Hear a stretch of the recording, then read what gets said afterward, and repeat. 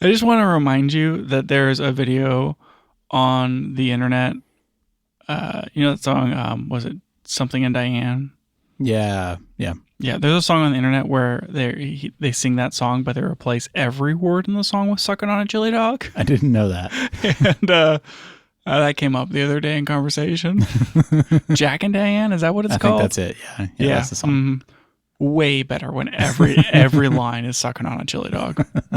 Just want to mention that. I just remember that the TV show shoot we did, and the main actor got that song stuck in his head and just kept saying that one phrase over and over for the entire 3 weekends we did that shoot. And that's what I think of every time I hear that song now. I never heard that song. Really? Yeah.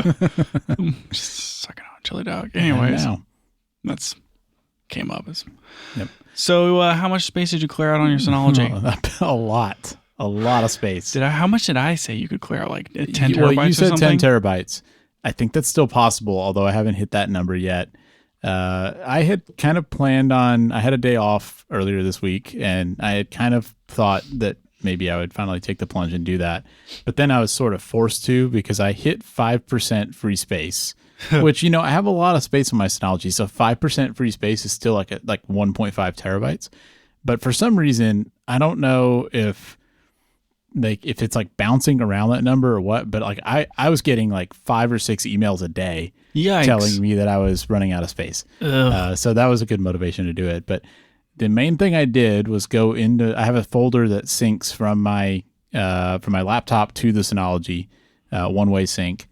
And that folder has just kind of had video projects and stuff in it.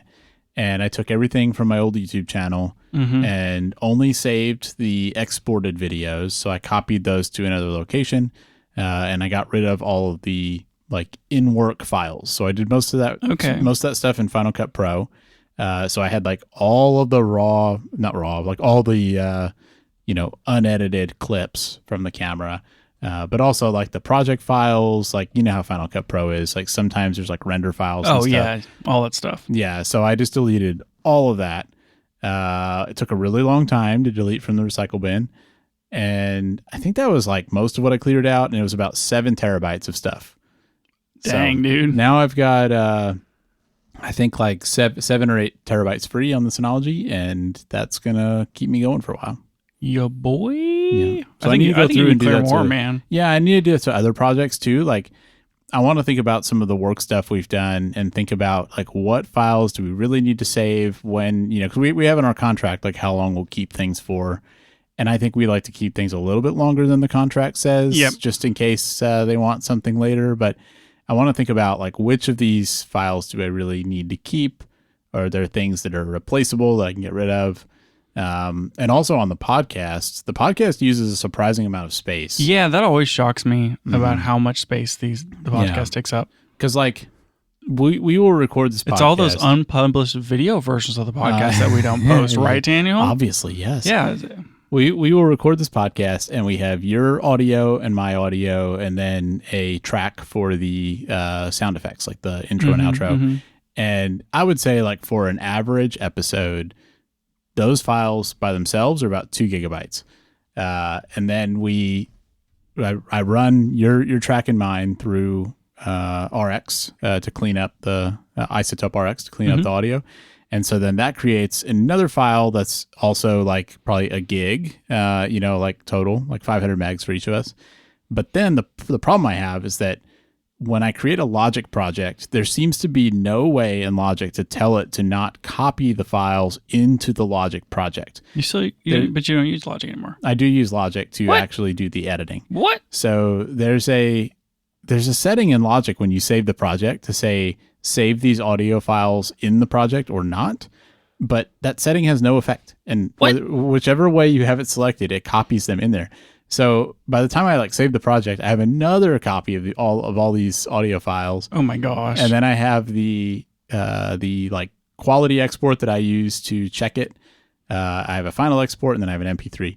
All that said, it's pretty easy for a single episode of this podcast to be 10 gigs of files. That's so stupid. And this is episode 144, so you can see how that adds up. And I just need to decide, like, out of all those things, like, what do I keep? What do I throw away? I mean, I feel like I would keep the RX stuff and the final, and I would even dump the Logic project. Yeah, that's probably like the most extreme version of it. The other thing I could do is keep the originals and not the RX, because I can always redo the RX. So that's probably what I need to do is like keep our originals, keep the final MP3, and save nothing else. And if we ever needed to like redo one for some reason, I'd just have to redo the Logic portion. Yeah. So I don't know. Maybe I'll do that. It'd probably save a lot of space, but still, like, even all that said, 10 gigs times 144 episodes is only, quote unquote, only like 1.5 terabytes, which like isn't nothing, but it's also like not that significant compared to all the video stuff. So we'll see. It would be good to clear out, but it's, I have to decide how much of a priority it is. Yeah, I think you can get there. I think it's possible. What I need to do, I think, is the podcast also auto backs up to the Synology through another folder. And I think I need to set up some filters on that folder to say only back up certain files, like with certain names, to the Synology. We have a shared folder where we'll transfer data back and forth. I'll delete things out of that folder, but I don't know if they sync delete on your end. So do you also have like a bunch of duplicates over there? No, I think those do delete when you delete them. Okay. Yeah. Daniel, if my Synology says that I have two 20 terabyte drives in it, that's not actually 20 terabytes, right? Those are like 24 terabyte drives or 22. Are you asking, does Synology count gigabytes as 1,000 or 1,024? Well, I know they count them differently because my 10.9 terabyte drive in here is actually a 12. Yeah. So are these 20 terabytes 22s or 24s? I don't know. That's a good question. You have to look up and see what you bought. That's really hard to do. Yeah. And what I need to know instead is, like, because I think what it is, they're 22 and they don't make 22s anymore. So you're trying to figure out, what do you need to buy to upgrade your space? Well, because like right now, this is going to be out of sequence with actual time, but my understanding is that Prime something is going on now. Yes, there is a Prime Day. One of them? I thought it was like multiple. I think there are two. Interesting. There are 2 Prime Days. Well, some of us at the table don't have. So today, as we record this, one of the Prime Days is July 8th, which is not a prime number. You would think. They should do only they prime can make numbers. That work, Yeah, right? like make only the prime numbers in July Prime Day. 7's a prime. Yeah, they could do 7, 11, and 13. That would be fun. Real quirky. Yeah, keep it interesting. Yeah, why not? I don't know. I don't have Prime. So do you want to buy a hard drive? Well, fortunately, I think a lot of times in those Prime Day deals, they're also like on other retailers such as B&H for the same price. Oh, really? Oh, man. There's the Garmin Edge 530 GPS cycling bike computer is $100 off. Pretty good. I've been thinking that I need a bike computer. Like a computer for my bike. That way everything's computer. Yeah.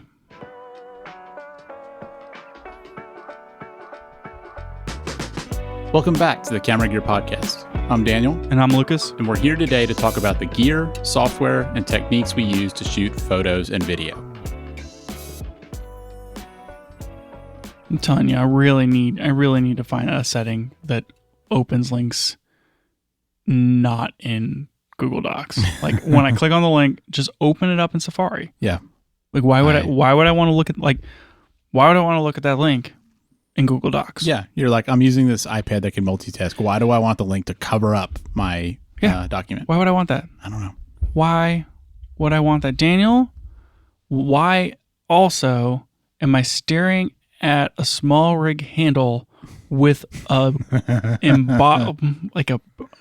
almost like cast, like a pressed eagle head on top of it, like a metal aluminum with very detailed feathers, like statue of an eagle head on top of a wood handle. It looks like either a hood ornament or like the top of a fancy cane. It spins full 360. Wait, the handle does or the eagle head does? The handle does. If the eagle head did it, it would be an owl head. So I don't know what happened, but there have been some really weird camera accessories lately.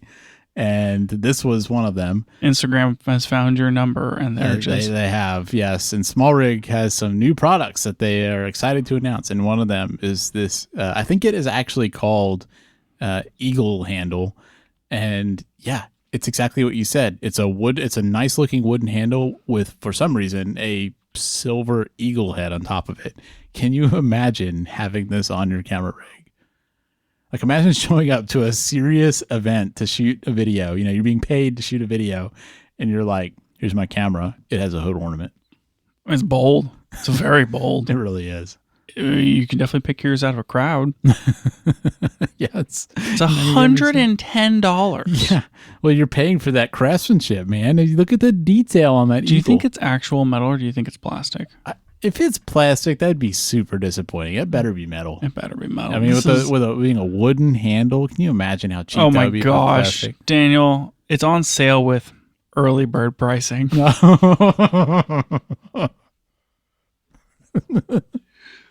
Early bird, you say? Too good. Dear Lord. Too good. Okay.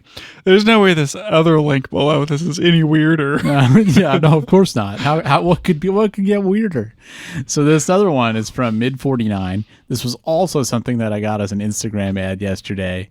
And this one's a pickle trigger for Airy standard 3-pin cameras. That's just like a colloquial phrase, right, Daniel? It is. There's a thing called a pickle switch or pickle trigger. They're used on high-speed cameras. Okay. And it's basically like if you had a wire, kind of like a remote shutter release, like exactly like a remote shutter release, actually. If you had a wire that had like a button on the end that you just like hold the end of this thing and press the button, that's apparently called a pickle trigger. Why is it called a pickle trigger? I don't know why it is, but I know why this one in the link I sent you is called a pickle trigger, because the one in the link actually looks like a pickle. It's literally looks like a pickle with a red button on it and a wire coming out to connect into the remote release for your camera. I mean, the pickle has like texture and everything, and they say that's like for added grip. Like it's actually like a feature. Sure. Okay. Yeah. Let's go with that. It's an added feature. $95 for a pickle shaped remote trigger. I'm trying to look at like what the connection type is on this thing. Yeah, so that DB9, DB10, or DB11. It's some kind of 3-pin connection that I think cinema cameras use. So if you've got your Arri Alexa and you need a way to remote trigger it, you can get this pickle and plug it into your Arri camera. And there's like a picture of a C80 or something here with what's the stupidest thing? But they did say that if you want, they can also make one for you that uses like a standard 2.5 pin port. So, if you've got like a standard mirrorless camera and you need a pickle trigger, they'll make you a pickle trigger. Unbelievable. The one thing that I was disappointed about on this one was it seems like it is literally like a pickle on the end of a wire. I was hoping it would have like a rosette or something on the side so that you could, like, can I use this as like a handle? Like a pickle on one side and an eagle wooden handle on the other? Exactly what I was thinking. It seems like it doesn't have that. That feels like an oversight. An oversight for a pickle-shaped trigger. I feel like they needed more R&D on that pickle, man. That's all I can say. Are you familiar with the concept of jumping the shark? Where do you think this falls in reference to that? I'm just saying this is the last episode of this podcast. I mean, we're not reviewing the pickle. I think we've had a good run. The pickle trigger. We're at the point where we're talking about pickle triggers and chili dogs. I would say, what is this podcast about if not camera handles that are shaped like eagles and or pickles? It's just going to get weirder from here.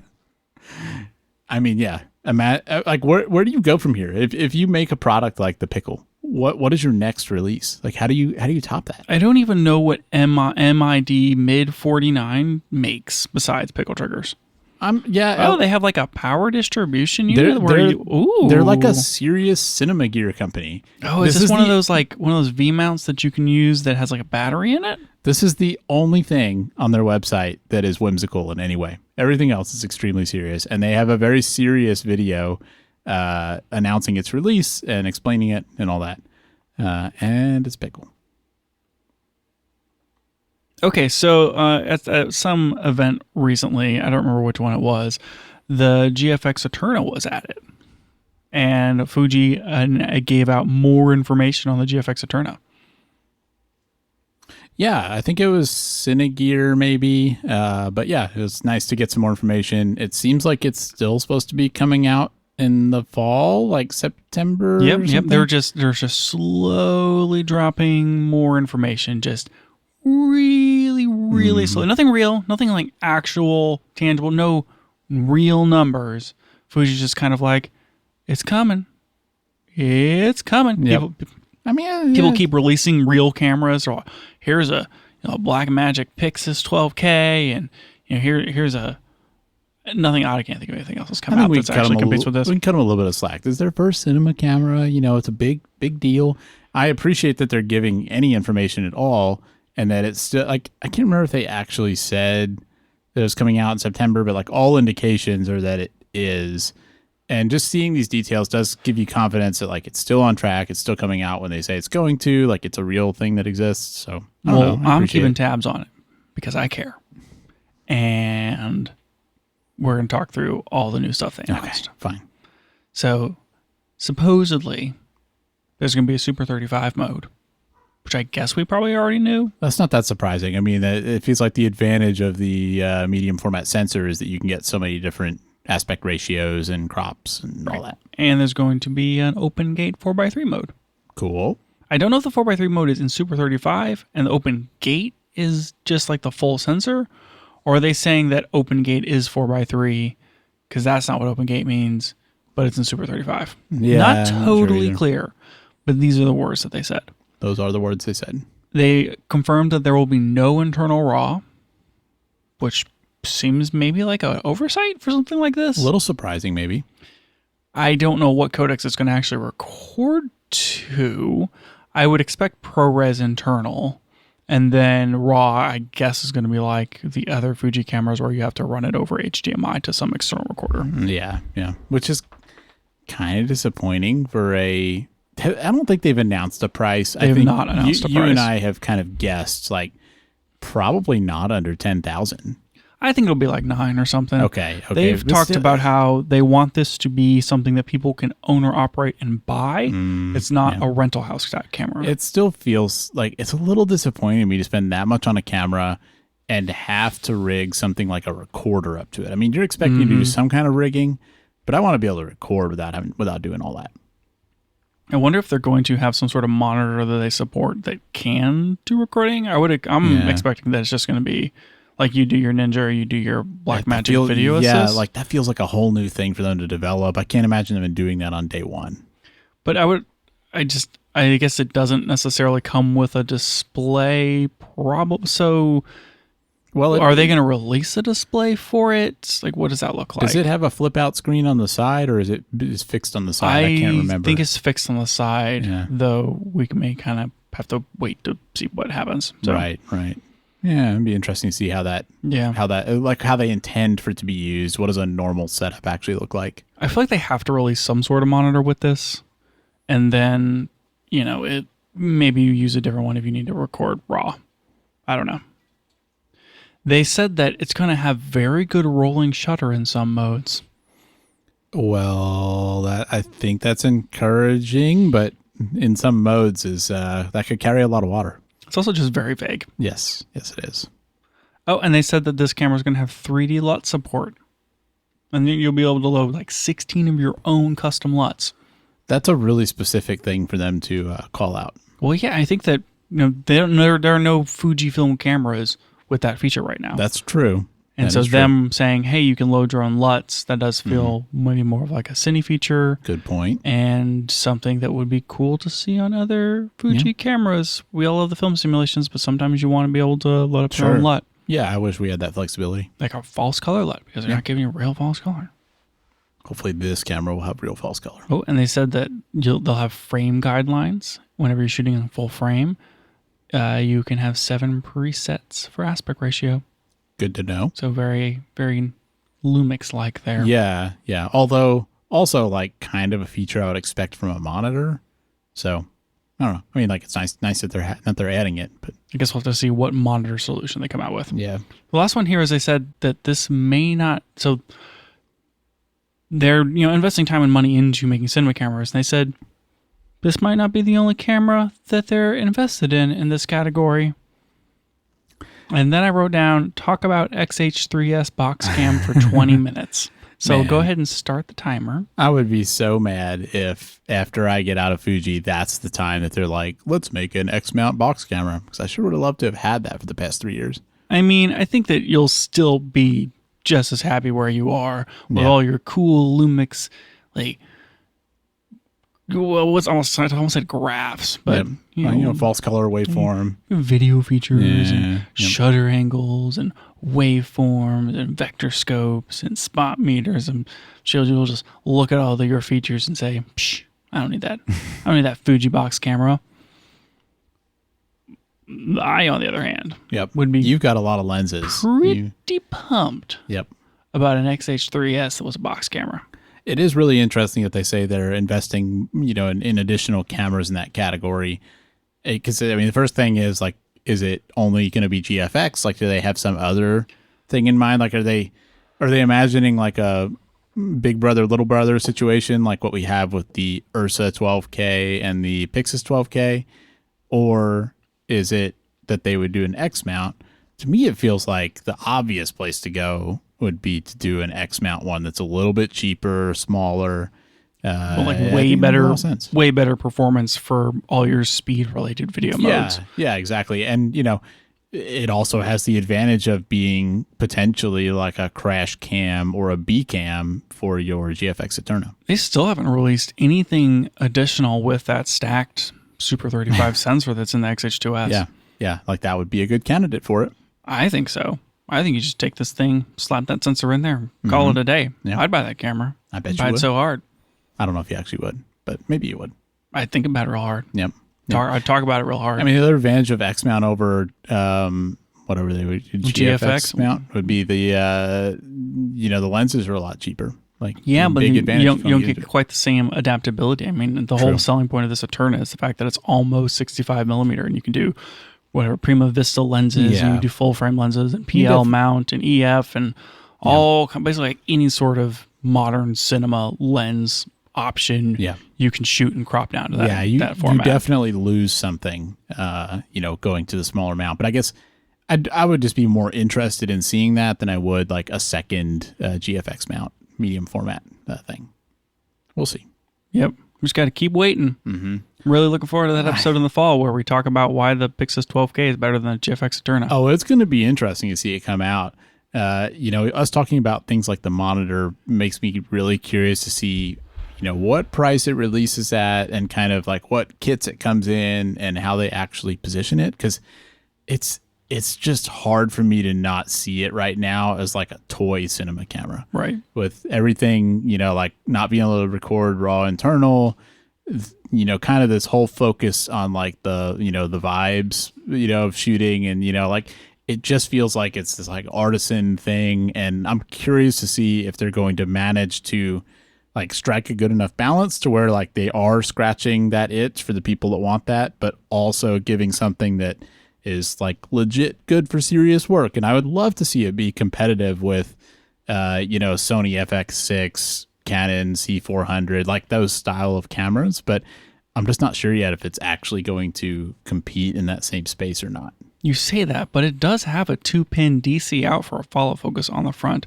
and 2 record buttons. 2 record buttons. How can you not take it seriously? How can you not? I don't know. We'll see. I'm interested. I'd like to see what they do. And I mean, like, on one hand, I want it to compete, and on the other hand, I feel like it's probably smart for them to fill a separate niche. But I want it to be useful enough that it doesn't just feel like a toy or like this weird camera that nobody actually uses. I don't know what else would fall into this category. If they're saying that they're investing in other cameras in this category, I mean, the way that Fujifilm has operated up to this point is they only have 3-4 sensor platforms, very fixed, of like we have this 24 megapixel sensor, we have this 41, and we have the GFX sensor. Yeah. And we're just putting that one sensor in a jillion different formats. I don't know what else would fall into this category. It's not like they would come out with this and then come out with some like cheaper version of it. Yeah. It feels like they have to mean an APS-C version. I would think so. Yeah. We'll see. I guess we'll see. We probably won't see. We probably won't get the answer to that for quite a while. No. But we'll all be retired by then. The shortest thing will be just seeing what is this camera, how much does it cost, what do people think when they're actually using it, and hopefully we'll get those answers in the fall. Fingers crossed. Looking forward to it. Okay, there's one more cinema camera update that I wanted to run through today, which is the Nexus G1. Yeah, this has been kind of a recurring thing on this podcast. I feel like we've talked about it maybe 3 times before now. You actually have real video of the prototype, and you can give real money to the people making this thing. Oh, I bet they would like that. Mm-hmm. You can pay 10% deposit to get a Founders Edition. So for anybody who's not familiar, this is the company that is basically taking a Blackmagic Pocket 6K and rehousing it into like a more full-featured cinema camera. And they're going like way farther with that idea than you would think. Way farther. It's pretty customized. It seems like whenever they first announced this, it was simply just a box conversion, and then they came out with the Pixis, and all of a sudden this didn't make any sense. And so the company pivoted, and now they have way more like grip locations. They've done this like weird fancy pants thing with the monitor where you can mount the monitor to the top or to the side. And what they did is they took the display just straight out of the Blackmagic camera and made it a monitor that mounts on the top of the side. Mm-hmm. And then there's like this whole separate custom top display that has a Nexus G1 custom menu for going through, kind of not like a menu, but it's like a shortcut display where you can make adjustments to some of your settings with sliders and such. That's it's a custom interface that's not the Blackmagic interface. Oh, but I guess below that exists the Blackmagic interface. Well, yeah, you've got to be able to like set the camera settings, which surely they're not overriding all. They probably don't have the ability to override like all those menus and stuff. Yeah, but like you can change like your focus and iris and your zoom and your white balance and all those things from this separate display on the top of the camera that is a different interface than the Blackmagic interface. Huh. Yeah, I don't know. I don't know who's going to buy this thing. Yeah, so I respect that they saw the Pixis come out and figured out a way to pivot to try and make something more unique. But I feel like my issue with this is still that this feels so weird and custom, and I don't know to what degree Blackmagic has blessed what they're doing. It feels like potentially like none or not much, but who knows? But it just seems like, how do they have a sustainable business model that's requiring them to disassemble Pocket 6K cameras and do all this stuff? Like, how is that going to work? How is that going to be reliable? What's the support going to be like?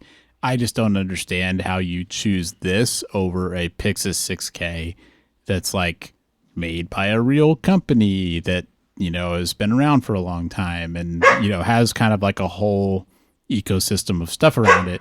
I just don't see how that's going to work. I'm trying really hard not to look at your dog to make her bark, but then I looked at her and she barked at me. Yep. Come at me, bro. That's all Do you. It. I dare you. Woof. She's fine. Woof. Okay, sorry, I'll stop. Anyways. This thing's like $3,000. Yeah. Or like $3,300 or whatever if you don't get the Founder Edition. And I think that it comes you get a lot of features for that. What's a Pixis cost? What's a Pixis 6K cost? $3,000, not on sale, like not. Yeah, so like basically the same price as a Pixis 6K. It's not the Cine 6K, but it's the Pocket 6K. So it's one generation back in sensor technology, and the Pocket 6K, Cine 6K, and the Pixis 6K, the sensor that's in that, is a noticeably better sensor than the one that was in the Pocket 6K. Well, and it's also Pocket 6K is Super 35. Cinema 6K Pixis, which is the same sensor, is full frame. Right, exactly. So you're going in Super 35 compared to full frame. One of maybe the interesting things about the Nexus G1 is they're doing this whole like module thing. So you get a cool display to go with it, where you're gonna have to bring your own display with the Pixis, and then you get like the kind of custom top interface. You get a lot more mounting points, but they're giving you the option to ship a lot of different accessories with this thing. Like you can buy for whatever, like $380 or something, a electronic ND module, so you can have like a continuous modulating ND. Don't know the quality of that thing. Yeah. You can buy a EF speed booster so that you can have full frame equivalent EF glass on the front of it. You can get like a PL mount adapter or a locking mount adapter. They have like a hard drive accessory, so you can drop like a SSD or something into it, or a CFast, whatever, so that you can have different memory modules. And they have like expanded power output ports and like custom top handles. And they have a lot of different accessories that you can buy for this thing that are maybe a little more capable than what you're getting from the Pixis out of the box. Well, I think it's true. If Blackmagic was the one coming out with this camera and offering all that stuff, I'd be super pumped. And like, you know, let's really compare it against the Pixis. But the fact that it's kind of like this upstart company, I feel the same way about it I did from the start, where I really respect what this company's doing. And I think it's a bold thing to do, and it's cool engineering and all that. But I just can't imagine buying this over a Blackmagic product. Yeah, I want to see companies doing stuff like this, but I also would be hard pressed because I mean, it's like $3,000, right? Yeah, it's a lot of money. You know, depending on your situation, maybe that's not a problem. Maybe it is, but I don't know. It just seems like a lot to invest in a rehoused camera. Yeah, I agree. Now, that said, if the people that make that project listen to this podcast, if they want to send us a Nexus G1 and have us test it, we will test that camera night and day. That's a very good point. I mean, if they send us one, I would love to put this thing through its paces. Absolutely. But yeah, I think right now I'm not convinced. I'd have a hard time spending my money on it. They do have some sort of like innovative focus system, apparently. Where the focus motor system is like built into the software on the camera or something. It has, what is it, integrated fizz control. I don't quite know what that means, but it seems like the rails that come out of the front of the camera and the focus, zoom, iris control just like plug USB-C from those motors directly into the front of the camera. Maybe they support like the common, like the Tilta or Smallrig ones or something. You can like buy those motors and connect them. I mean, it seems like you buy the motors from them. Oh, so it's they like also provide has that. The rails, has 3 motors, and then they runs a wire, I guess, from either the motors themselves, back to like these 3 USB-C ports on the front. And then those work via the touchscreen interface on the top. So it's like fully integrated. And this just feels control. It just feels so ambitious. Like they're making all these other add-ons to go with it. It really feels like they've bit off a lot with this project. And it's supposedly coming or whatever. I don't know. Or whatever. We'll see. Or whatever. The dog is not having anything of this Nexus G1. No. She's not a fan. Anyway, I think that's all I have to update here. Yeah. It's cool. Thing. It's coming out. You can finally pre-order it. I don't know when it's actually coming. It feels like it's going to be another year. This thing has been on the docket since like January 2022, 23 or something like that. It's like the classic definition of vaporware, right? Like hopefully it'll come out. It may never come out. We'll see. It's getting closer. Yeah. I cannot tell which tab is open in Safari right now. This is like a real problem. Let's take a break for a second, then we'll come back and go from there. We'll be back in just a moment, but we wanted to let you know that if you'd like to support the show, you can now subscribe to us on Patreon. It helps cover our hosting costs so we can keep the show running, and you might find an occasional behind-the-scenes post on there, like some photos we've taken recently or a mini review of some new gear. If you're interested, you can find us at patreon.com/cameragearpodcast. All right. What else we got here? Okay, so we talked about, I think a couple episodes ago, the rumors about a 200 millimeter Sigma lens. Yeah. And I think I said that Fuji is making the only 200 millimeter f2 lens or 200 millimeter prime right now. And still true. Still true. But somebody did write in to make sure that I was fully aware that there have been other 200 millimeter primes that have existed in the past. Yeah. Good clarification. And also reminded me that one of them was a legendary lens. Yeah. Not that you didn't have that in your own mind. You obviously remember every single legendary lens you've ever talked about. I'm just saying, yes, acknowledged. I know that there are other 200 millimeter lenses, and we can go ahead and talk about all three of them right now. Do we have to? Yes. One of them was the 200 millimeter f1.8, which was also nicknamed the ISR on. And they were like, 12 minute. It was episode 45. And we already talked about it. And it's this huge EF200. That was the legendary lens. Which apparently there's a lot of lenses with that nickname, such as the Nikon 300 millimeter f something. I mean, it just feels like you could really overuse that nickname. I also found another lens that we're going to talk about probably next episode, which is the Nikon Reflex Nikkor 2000 millimeter f11. 2000? It's a reflex lens. Still. It's super intense. Yeah, sounds like it. It's not as long as the Canon 5000 millimeter, but it's still 2 meters. Yes. Meters, Daniel. Meters. Not millimeters. Imagine that bringing that thing to your next event shoot. Well, it's a honker, let me tell you. I bet it is. It's a big old boy. He's a big boy. He's a big boy. Anyways, there is an EF 200 millimeter f2 ISUSM, which is stabilized.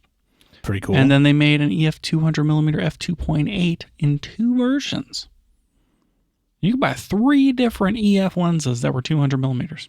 But not currently. Maybe that means that they're going to come out with one soon. Could be. Maybe.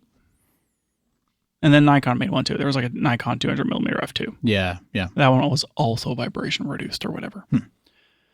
Cool. There, I said it. Yep. Other 200 millimeter lenses exist. Yep. Good to know though. And if you were wanting to buy a lens, like I guess you'd have to factor between, like if you're on Canon, you could just get one of these EF ones and use an adapter, right? Like so, they're technically still available, but. Yeah, I mean, you can go buy them. You can find them if you can. I mean, you're not going to find that EF 200 f1.8. No, probably not. Yeah, good luck with that. There's only 12 of them. But, like the 200 at 2.8 is probably fine. But I feel like most people who are buying a 200 millimeter lens at 2.8 are just going to buy 70 to 200. Yeah, most likely.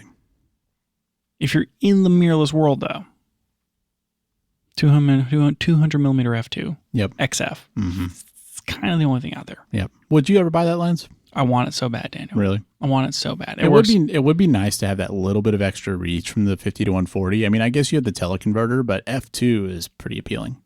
Whenever you buy that lens, they just give you a 1.4x teleconverter. I mean, I think we've talked about on this podcast, like one of the places where teleconverters really make sense is long telephoto primes, because at least then you get, two good focal lengths rather than one. Yep, definitely. That lens is like $5,000. Yeah. If that lens happened to me, I would be a very happy person. But I never see myself going on my way to buy that 200 millimeter f2. Well, I think that's fair. Maybe whenever I become some sort of famous Fuji photographer that's always shooting at 200 millimeters. Fuji influencer. Mm-hmm. Exactly. Anyway, let's get into what one might consider a main topic, if such a thing existed. And we're going to talk about tripods again for like the 1000th time. Tripods are moving forward, man. There's a lot of innovation happening in the tripod space. Sometimes I find tripods very boring. Well, they kind of are. Just a little bit. It's not maybe not like a glamorous purchase, but I think it's a pretty important part of a lot of photography. Okay, so you bought that, was it like a Flowtech or something? Yeah, Sachtler Flowtech 75. Yep. And you've had it for a little while. Yep, we've gotten to use it on a couple of shoots. What are your thoughts? I think overall, I don't really have any complaints about it, except for the magnets. I think are a little bit too strong. So it has magnets at the bottom of the feet that kind of hold it closed, which is a nice feature so it doesn't just like flop open while you're carrying it. But I feel like it's maybe a little bit too strong to where you kind of have to pry it apart a little bit to set it up. So I've been using your FreeBlazer for a little while because you've been FreeBlazing a little bit. You've been making me just hold it for you. Yeah, because I don't want to carry that thing around to shoots. I spent all this money on a carbon fiber Flowtech tripod. I don't want to lug that FreeBlazer. So I'm just like in possession of your FreeBlazer, really FreeBlazing on it. as you said. And carrying that thing around is super annoying. Yeah. I need to get some sort of like strap to hold the legs together, because I don't, if I like, it's too wide to hold all the legs with one hand. So you kind of have to like tuck it under your arm, but it's a weird size to like hold under your arm, and you can't hold one leg because the legs don't hold together. There's no way that they clasp. If you hold one leg, it just like splayles out. And so I've been cinching down everything and then holding the fluid head handle. I don't love doing that because I'm basically like bending the weight of the tripod around the ball head. So these magnetic leg clasps seem like a pretty good feature. It feels like what you need for that FreeBlazer is just like a carrying bag, basically. Pretty much. Yeah. I have one in the closet. For the FreeBlazer? Uh-huh. Yeah. It's right there. Right? So you're like, hold this tripod for me, but not the bag. Well, you see, Lucas, when you don't purchase things, you don't get the full ownership experience of having them. No, I just have to be inconvenienced with having this thing in my house and having to carry it from shoot to shoot for the privilege of being able to use it. I blessed you with the FreeBlazer, and this is how you repay me, by complaining. Have you met me? Anyway, no, hold on, wait. The other thing here. This is now Lucas's update. I'm not done. This is now my update on the FreeBlazer. Okay. Fine. I have learned that you can the what do you call the thing in the middle where you can the spreader. You can make the spreader shorter. Yes. And then cinch those down so it takes up a smaller footprint. Yep. Why aren't we doing that?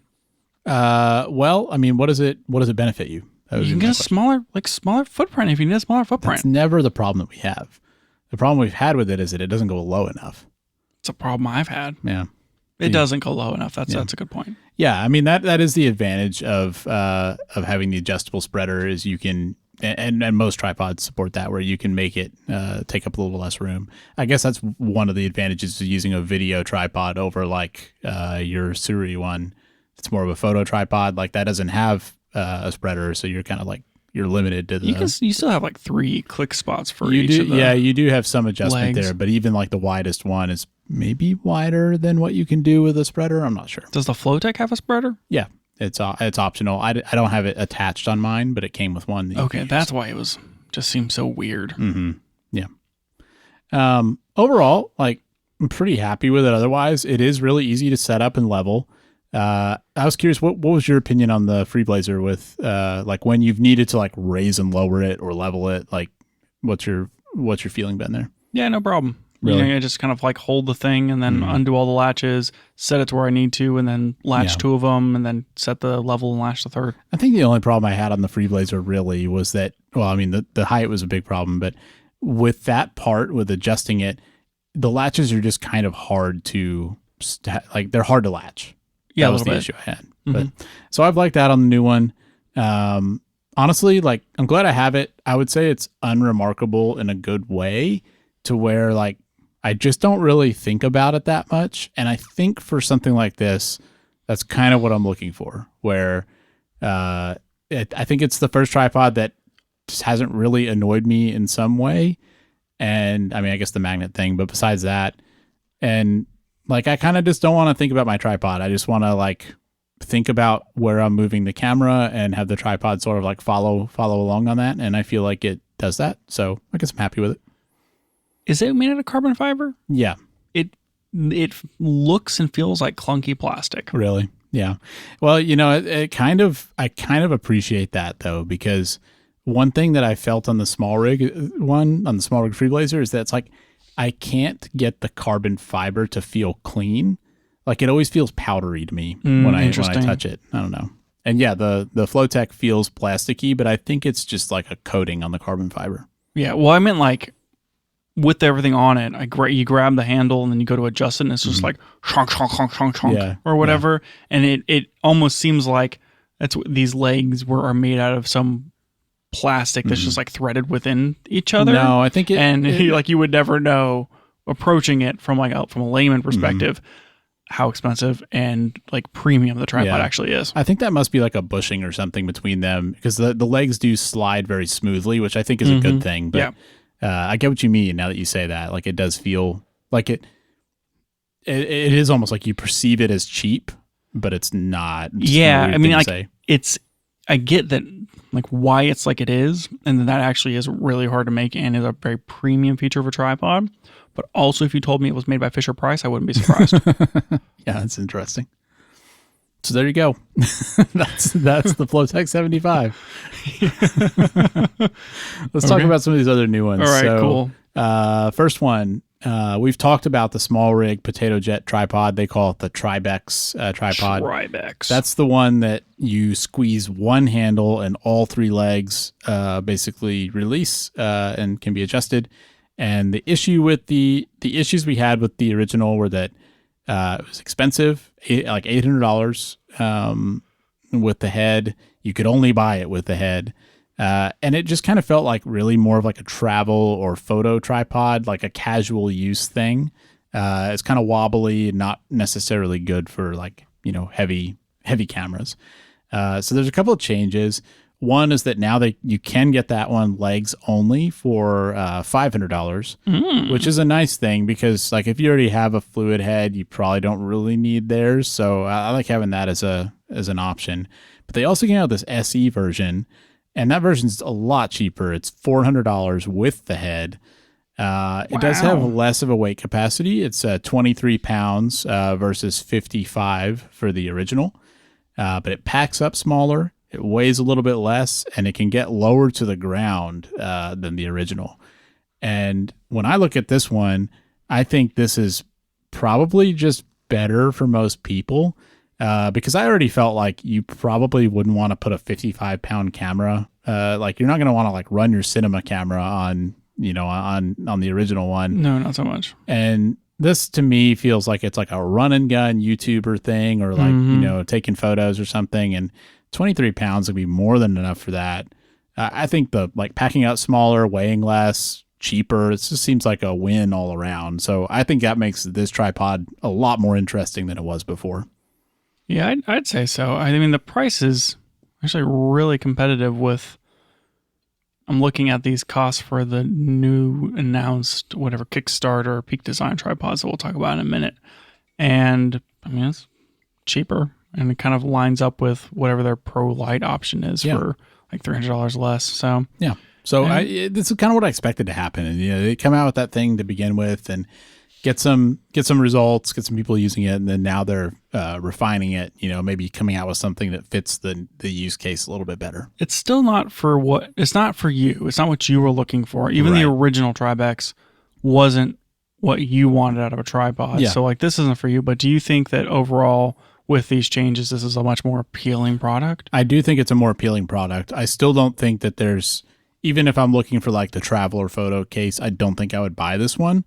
But I think it's a lot better at what it claims to do now with these changes. Yeah, I know. I think it's good. Yeah. I like that. I like that there's a cheaper option. Yeah. There's two more we want to talk about. So one I want to mention is this Manfrotto 1 in all caps hybrid tripod.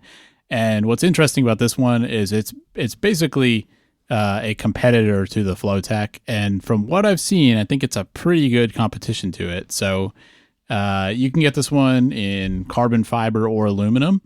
Carbon fiber is 720 legs only, 33-pound capacity. Can go from 7.5 inches off the ground to 67.1 inches. Not too bad. Closed length is about 28 inches, and it weighs just under 7 pounds. And then the aluminum one is cheaper. It's $500. Same weight and size limits as the carbon fiber, and it weighs a little bit more. It weighs 7.8 pounds. You can get it with a fluid head for more. But the meaningful thing here is that it has the same feature as the Flowtech, where there's a latch at the top of each leg that releases all of the leg sections. So you undo 3 latches, and then you can raise and lower it. All around though, like for the price that this is, and with Manfrotto being like a well-established brand, and just kind of looking at the weight capacity and stuff, I think this is a pretty good competition to the Flowtech. And I would have strongly considered this if it had been out when I was buying mine. Yeah. This seems pretty good. What's the weight capacity on this thing? 33 pounds for the legs. So about the same as the smaller, Tribex option. Yeah. I mean, this seems pretty decent. I still think 33 pounds is probably less than what you were wanting to get. I mean, doesn't your Flowtech like a jillion pounds? The Flowtech's 55. Yeah, so maybe like it's one of those things where like you always want more weight capacity than you're ever going to use, because it's just going to mean that it's more stable. Like, it's less likely to shake and stuff. So it's nice that we're starting to see more tripods start coming out with this one button lower raise feature option. Oh yeah, I don't know if some patent expired or what, but especially having it be a flip lock, because that's my issue with the FreeBlazer is it is a flip lock, but it's like a weird. It's not a latch. It's like a geared lever that you turn, and like I just don't find it super easy to do, especially if I'm having to reach around the tripod to loosen the front one. It's like I have to get some leverage on it to actually open and close it, and it's a little annoying. So I think these latches are a little bit of a better design. Yeah, I'm having none of these issues with the FreeBlazer. Well, that's great. It sounds like the perfect tripod for you. Oh yeah, perfect tripod for me. I do think it's. I mean, but my point there is that like this Tribex thing is just not for you. Yeah. But it may be the perfect tripod for some people, and kind of same deal for like the Manfrotto or maybe some of these Peak Design ones we're going to talk about. And that's the tough thing about tripods is until you get your hands on it, you're trying the latches and you're actually using it. Yep. It's really hard to tell from reviews and pictures like what the best version is. I think we've talked about that before, that tripods are this really opaque thing that you want to have one that's functional and that you can forget about and works with your workflow, but trying to find the right one gets a little troublesome. I would say for most people, it's probably hard to get the right tripod on the first try. Yeah. Which is, unfortunate, because I think there are probably a lot of people out there that have bought one tripod and will never buy a tripod again, because why would you buy a second tripod? I mean, honestly, if it hadn't broken, I'd be still using that aluminum tripod I got from my dad. Yeah, I think a lot of people just kind of make it work. And the problem is you don't really know what features you like or what's annoying until you use it. The feature that I liked the most was that it weighed 20 pounds and it matched the aesthetic of my Fujifilm camera. That's very true on both counts. So speaking of, let's talk about these new Peak Design tripods. Okay, this is kind of like the most whatever important part of this topic, I guess. If you say so. The most exciting part. Also, it was really hard for me to get any sort of motivation to care about these tripods at all. Really? That was my first note, was like, Lucas just doesn't care.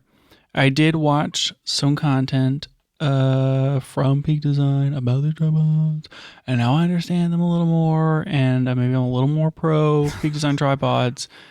They already have $3.2 million in backing on Kickstarter. So they had their travel tripod before, which I think probably was also a Kickstarter. They like doing this. They like doing Kickstarters for new products, which, we've talked about that before. I still don't really know how I feel about that, but it's fine. It gives them an idea of kind of how much to make to meet, and helps them meet demand. They've talked about why they do it in the past. And, I know they have. It's fine. Yep. Builds hype. They're doing a new one for a new line of tripods, and that's what this is.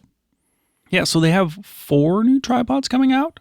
So previously they had the single travel tripod, and now they're coming out with a Tripod Pro, I think is what they're called, Pro Tripod by Peak Design.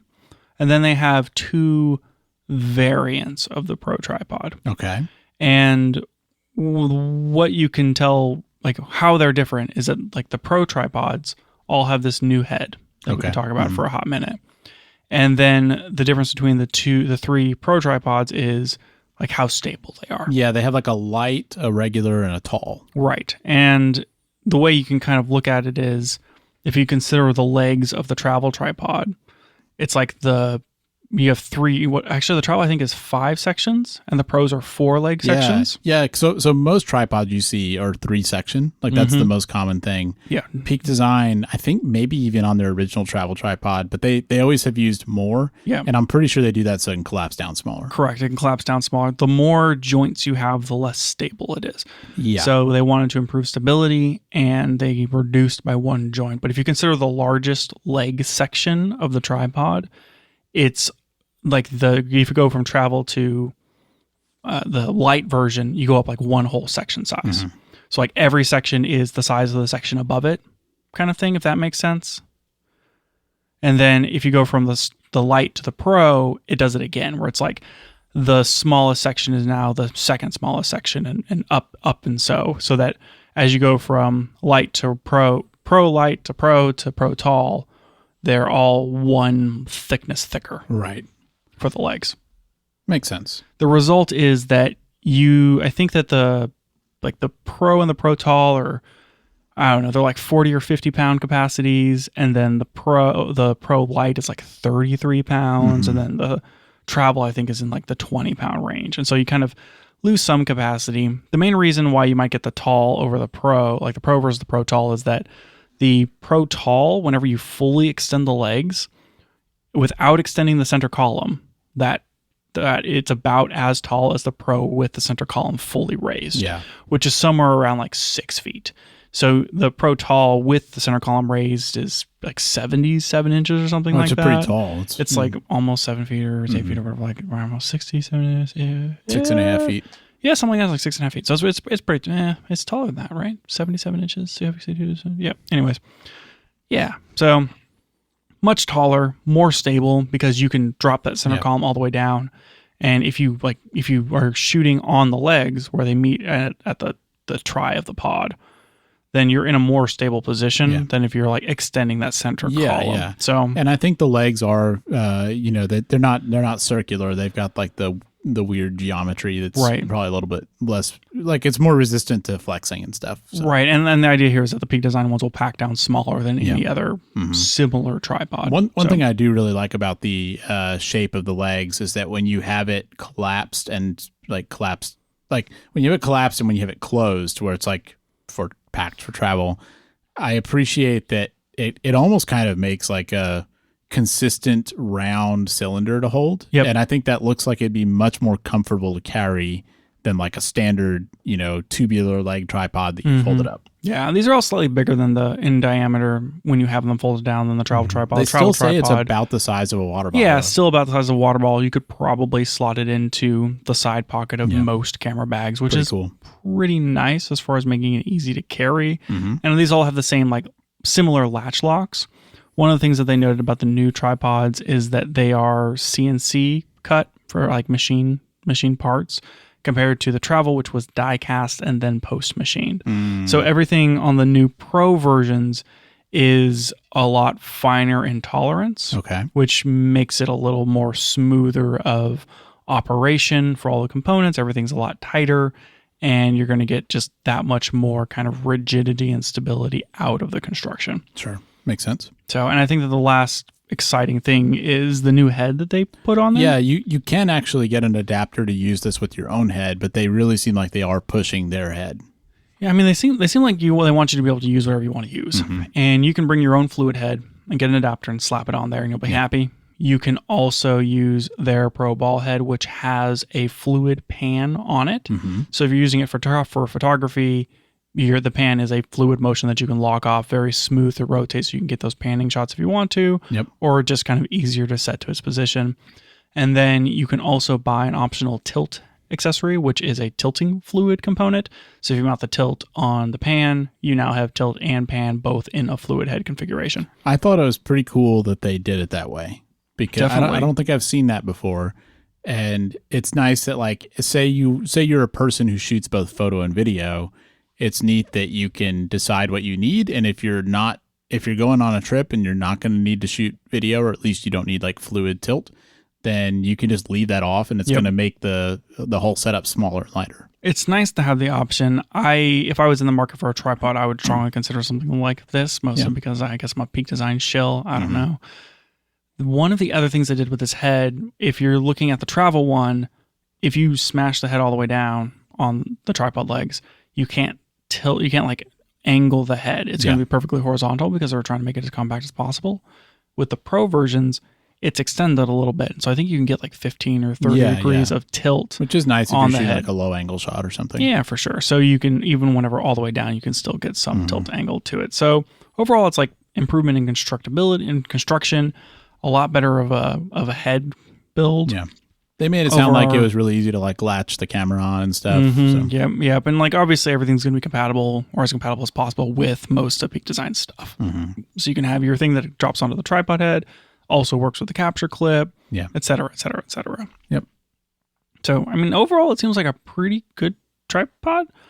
I think that if I was looking at one of these, I would probably pick the tall version just because it can go higher. Yeah. It can almost get to your height. And it's maybe like the most stable version, but it's nice that they have kind of everything in between where it's like you get the travel that they've always had.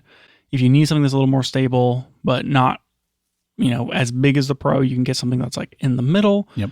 I feel like the Pro version is kind of the up the middle most, just if you want a better tripod than the travel, but you don't know what to get. Like the Pro seems like the perfect in the middle, and then the tall is for if you need something that has that extra bit of stability where you don't want to have to use the center column. You want to be able to get more stable, like landscape, long shots where you don't have to worry about it swaying at all.